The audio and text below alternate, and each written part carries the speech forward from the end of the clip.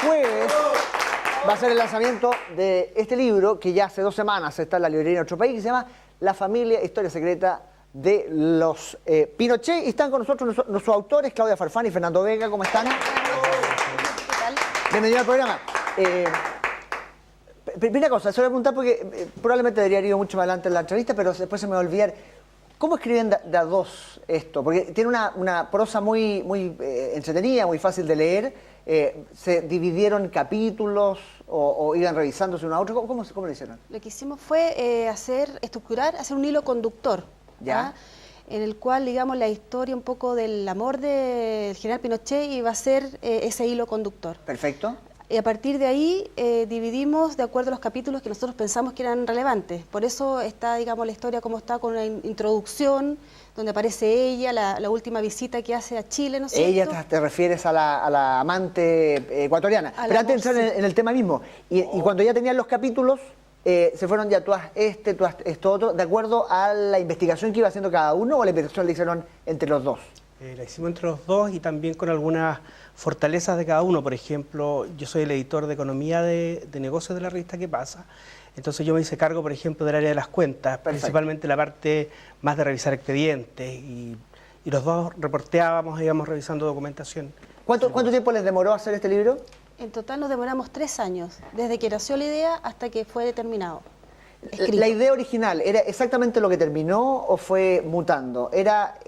¿Ustedes se imaginaban que iba a terminar en este tipo de libro? ¿La historia era más o menos esta? ¿Se fueron tomando con muchas sorpresas? Eso es lo que me pregunto. O sea, la idea surgió, la vida privada de la familia surge a partir del descubrimiento de las cuentas en el Banco Riggs, las cuentas secretas del general Pinochet. En el año 2004 se descubren esas cuentas. Y nosotros nos percatamos, al igual que todos los chilenos, que la familia estaba muy involucrada en este tema. Toda la familia, los 5 hijos y la señora, en mayor o menor medida, ¿ya? Entonces a nosotros nos llamó la atención y dijimos, bueno, ¿por qué ninguno de esos hijos logró ser independiente, en definitiva, en su vida? ¿No? Y dijimos, hay que tratar de entender a esta familia y meterse dentro de la... Lo dice la contratapa, en general, en la historia humana, la historia de un grupo familiar, un grupo en general, que logró crecer hasta un punto de mucha altura y después volver a caer, es una historia shakespeariana, como dice acá. Me gustaría entrar en el tema que está como en la noticia el fin de semana. Lucía Iriar, me imagino que usted en términos editoriales está muy contento que haya pasado esto. Lucía Iriar mandó una carta a los medios que fue reproducida y que me gustaría que ustedes respondieran algunas de las cosas que salen en esa carta. Ella dice, y estos son comillas, sus autores lucran con rumores. A propósito principalmente de este famoso rumor, que ustedes lo plantean así, como un rumor del sexto hijo. ¿Qué piensan de aquello? De esa acusación, de que finalmente se va a vender porque la gente, el rumor va a querer verlo. Bueno, lo primero es que nosotros en el libro, nosotros nunca damos por hecho que el hijo existe. Y en ese sentido, el medio de comunicación no fue tan fidedigno como nosotros hubiéramos esperado, digamos, ¿ya? Nosotros siempre decimos que es un rumor, incluso que hay gente en Ecuador, generales de la época, aún con vida, que tienen la convicción de que ese hijo existió.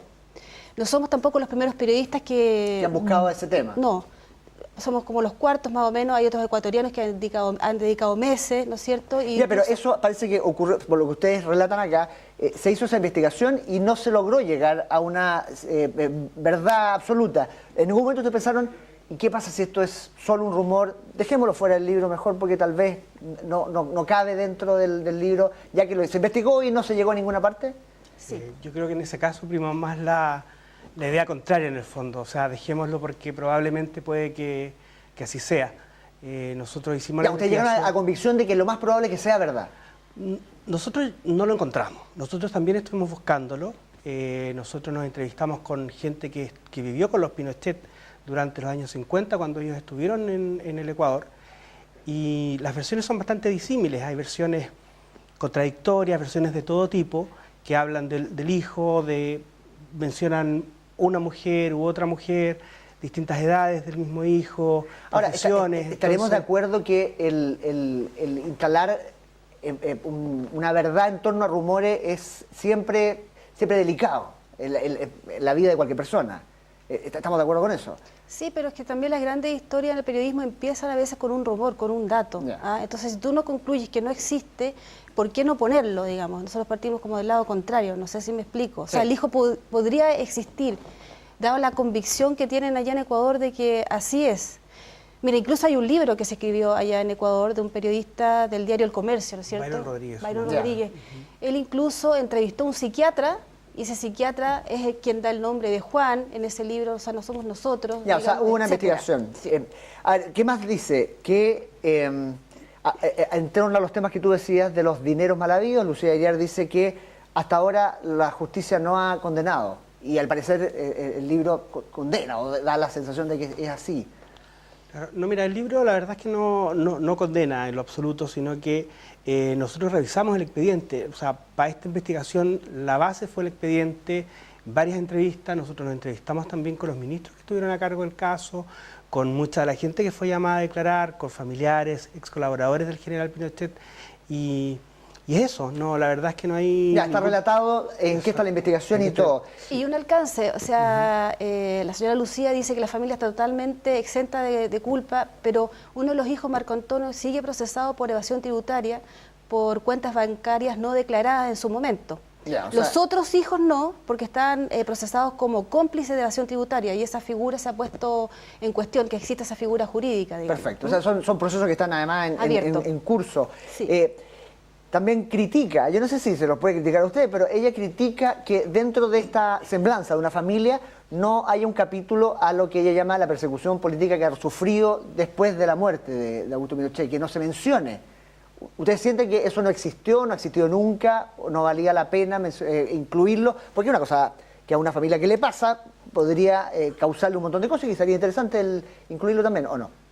Pero nosotros ahí narramos cuánto cambió en el fondo la vida de la familia Pinochet después que dejaron el poder y cuando vinieron las investigaciones por las cuentas del RICS y donde queda bastante claro cómo cambiaron sus vidas, o sea, la desaparición de los recursos, se les cerraron las cuentas.